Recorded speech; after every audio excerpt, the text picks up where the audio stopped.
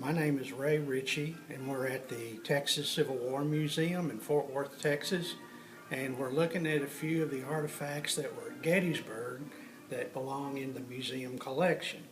This canteen was carried by a man from Texas called John Love. He was in Company A of the 5th Texas Regiment, also known as Hood's Texas Brigade. And he was mortally wounded at the Devil's Den when they were advancing upon the Union troops on the second day fighting at Gettysburg. The Gettysburg Address, and you know, that thing has many meanings to a lot of different people, but I think that it was really the first time that Lincoln was declaring that the North is united in proclaiming that all men really are created equal.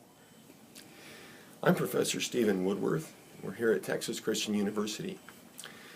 The Gettysburg Address is relevant today because although it was a speech for a very specific occasion, the dedication of a military cemetery, it was also a timeless speech.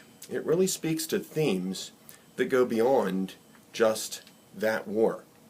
If a person were to come along today who didn't know anything of the history of the Civil War, but knew other aspects of American history, knew our founding, knew our situation today, and read the Gettysburg Address, it would still make sense to him in almost every way.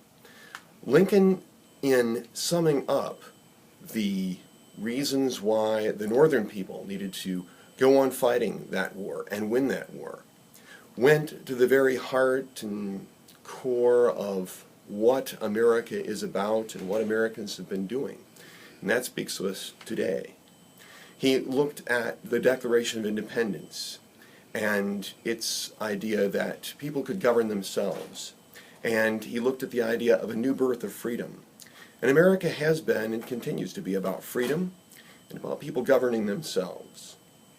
As long as this country is a country, the Gettysburg Address will always be just a monumental document and a speech made by Lincoln where he was trying to unite all Americans. And I think the Gettysburg Address in that sense will remain relevant for all time to come in the United States.